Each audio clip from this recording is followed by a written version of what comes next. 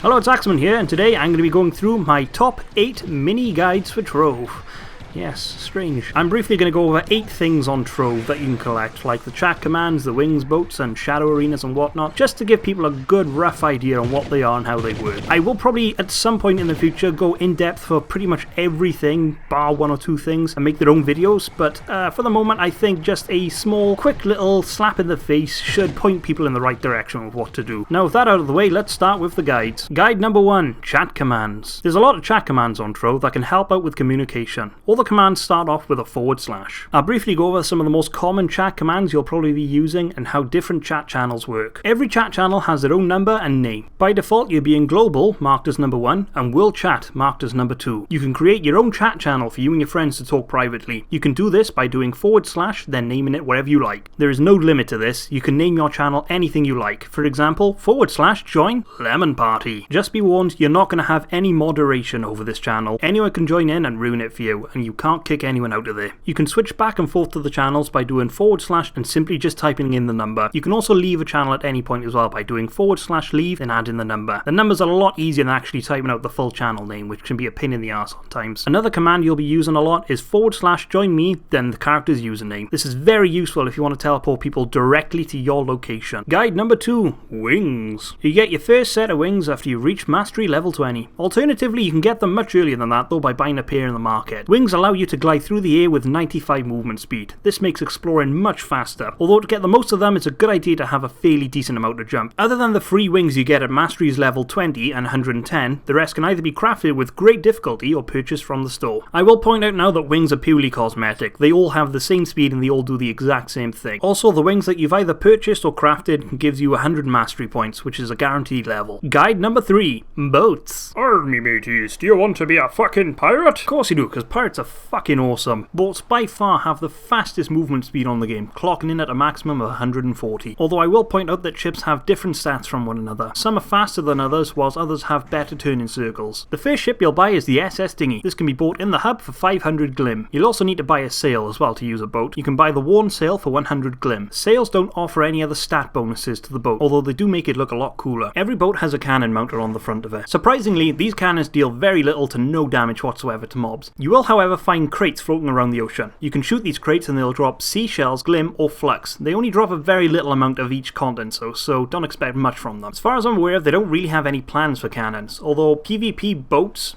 PvP? Yes. Well anyway, boat on boat action sounds fucking awesome. So if any of the devs are watching and you really want to make boats like pirates, allow us to shoot each other and kill each other. This is probably a praise that everyone has in their life right now. Thanks.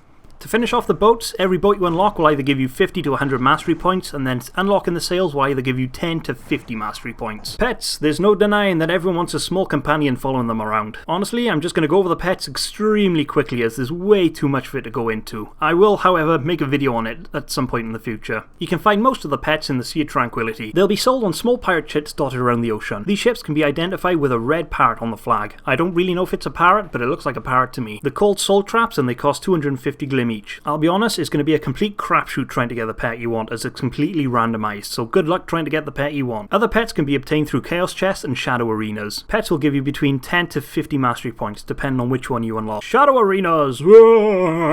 Shadow arenas are by far the hardest dungeon you'll do in the game. Unless you have the right gear, the right people helping, and the right level, you're not going to survive. Trust me, you will die instantaneously. Near enough anyway. You'll find them sparsely scattered around the adventure worlds, and you're going to need a shadow key to unlock them. Shadow keys can be crafted from 10 shadow key gems and 400 key fragments. Don't really expect yourself to build up a quick collection of these things as they're quite a drag to make. Once you have a shadow key and you've found a shadow arena, walk up to the, I don't know, is it a gate? I'm going to call it a gate from now on, and the key is to open it. Place the key in the T or R hotkey buttons and hold the key down until the gate is open. Unless you've invited other people to join you, there's only going to be you inside, so invite other people to join you because you're going to die doing it by yourself. If you don't have friends or you're not in a club, you can always just ask random people in the globe global chat. This is going to be, like I said, another crapshoot because other people are going to join and they're probably not going to be high enough level, even though they claim they are, so good luck. That's all I can really say with that. There's two kind of shadow arenas. First one will have a totem in the middle. You activate this totem and you'll go through 5 waves of enemies. These 5 waves will consist of mobs, 4 mini bosses, and a giant boss for the last wave. The second arena is a dungeon-like map. These dungeons will contain 2 to 3 totems you have to activate and a final boss at the end. If you die during a wave, you'll have to wait for the wave is over until you can be revived again. Although, if you all die, it's game over. After you've successfully completed a dungeon, you'll be put into a room where you can immediately then activate another key to go into another dungeon, and this will go on indefinitely until you all get bored or run out of keys. I could go much more in depth with this, but I'm going to leave for another video, otherwise this will just drag way out too much. Mini guide number 6, Clubs and Club Worlds. This is the only time I'm going to be talking about club worlds specifically. I don't really have any interest in them because I'm not really much of a builder. To create your own club, you're going to need a club card. To make this, it's going to cost 100 formicite, I don't really know how to say that, 300 soapstone and 100 glim. You can join a maximum 5 clubs. By pressing P, you can see all the clubs you're in, and by switching them around, you can change what chat channels they're on. You can also press the flag icon to choose which club you would like to be shown by your name. You won't be able to see this, but other players will. As for the chat channels, like I said, these will be indicated on your chat as C1 to C5. This makes it much easier than actually typing out the club's name to join that channel. So if you have a club that's on the top of the list, that's going to be C1, and then a club at the bottom of the list will be C5. As for the actual club world that you've created, it'll start off on a small island. This island will be surrounded by deep sea of regret. Going into this water will cause damage over time and inevitably kill you. The whole point of this is to branch out your small island with terraformers. These could be quite catastrophic if used wrong. If you end up placing one of these in the wrong place, you will pretty much destroy everything that is placed in that area. So like chests and whatnot, they will all be wiped, including portals and stuff. So when you're using these, be very careful, and it goes through about 2 warnings, so read the warnings, think twice. Here's my special tip for the day. If you're in a club by yourself, you can create an officer's chest and a club chest. If you're just by yourself, it's completely safe to chuck all your stuff in there, but if you do join anyone else into your club, remember to take that shit out of here because they're gonna steal it, let's be honest. Classes and gear. Thank God this is actually going to be a pretty quick one. You can unlock as many classes as you like and you can freely swap between them with a wardrobe. You can transfer your gear across all your classes too, making it much cheaper than buying new gear altogether. To be honest with you guys here, all my classes that use a sword use the same sword, and all of my mages use the same staff. And don't even get me started on my hat. It's like a whore. My hat is a whore because it's used by everyone. Mini guide number 8, mounts. Boom, already done one, motherfuckers. Watch the video right here. It's a little bit outdated, but nothing's changed at all since I did that video. Mounts are exactly the same, just different ones have been released. And that's it guys for the video, my top 8 mini guides. Sorry if I didn't go over something that you were specifically looking for, but just ask away at the comments, I'm pretty sure I can help you out, as well as other people. But before I go, which guide would you actually like me to go over next? I said a couple of times in there that